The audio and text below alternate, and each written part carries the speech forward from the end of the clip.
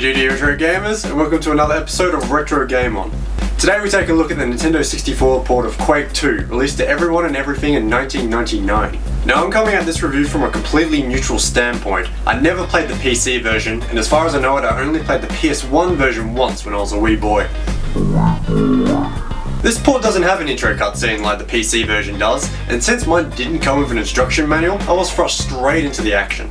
What hits you right in the head at the start of the game is the fact that the camera is inverted and you can't turn it off. At least, I couldn't figure out how to turn it off, which made the gameplay at the start quite turbulent. I did get the hang of it after a while, but geez, what an experience. It's not like the stick on the N64's controller is that great either. Also, after a while, the stick on the controller started permanently leaning to the left, which certainly added a twist to the gameplay. From there it was madness as I careened through the whole level shooting anything that moved, and at one point I saw a particularly trippy sky that, well, tripped me the fuck out. From there it was pure run and gun, until I got to this point. Explosive charges? I'm the devil of those. What am I supposed to do now?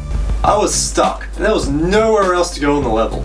So from there I just wandered around, dazed and confused, as you can so see right now, wondering what the hell I was supposed to do. It wasn't until that I was on the edge of madness, just randomly shooting things, that I exploded this barrel, which led to a tunnel. Simple, yet so cunning.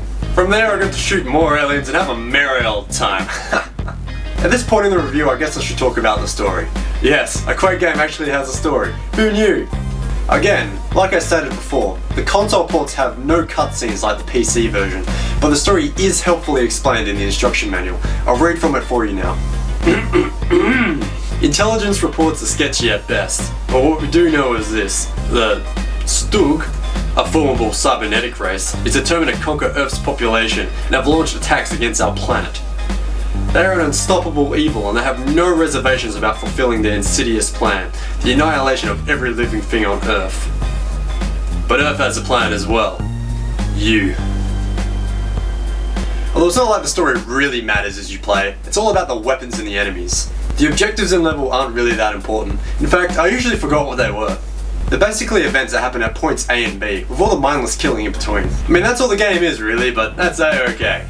You can either regain your save point using a save pack or an inbuilt password system. My save pack sent me back $8, so you better believe I was going to use that instead of any password system.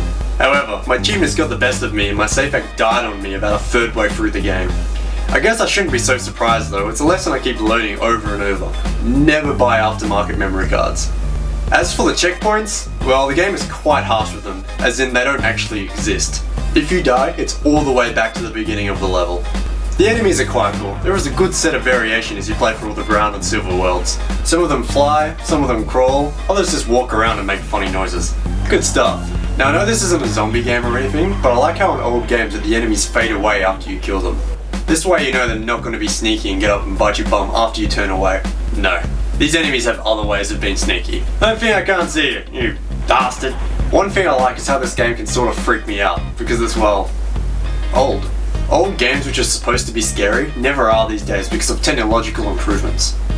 They may have been terrifying at the time, but they're usually laughable in the present. Not shit, mind you, but definitely not scary. The environments don't come across as freaky as they're probably supposed to. Desolate space stations full of bloodthirsty aliens hell-bent on killing you may be scary in theory, a la Dead Space, but it doesn't really translate well with the quality of the N64's graphics. It's the sound design that gets me. A lot of the sounds are just plain terrifying, which doesn't get diluted no matter how outdated the graphics are. Nothing freaks me out more as something screeching at me as I frantically try to shoot it. The shittiness of the N64 stick actually helps with this. The bad aim adds to the desperateness of it all. This can make Quake 2 quite stressful, so it's best played while receiving a massage.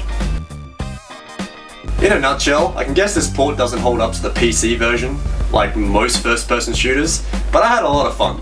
It's too bad that the memory card flunked out on me. I probably would have played the rest of it in one sitting. But alas, there is a never-ending pile of games to play and review, so I must move on. Having said that, I'm proud to announce that I'm moving on to an Elgato Game Capture HD, which will be used for all reviews from this point onwards.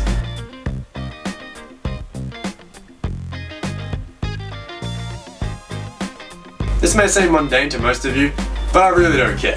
This is exciting for me because it now means I can review games on consoles I couldn't before, because there's a lot of consoles my old capturing devices didn't agree with whatsoever. I wholeheartedly look forward to that. So this is the part of the video where I beg and plead that you check out my Facebook page. But please, don't exit. Give me a chance. I'll be really quick.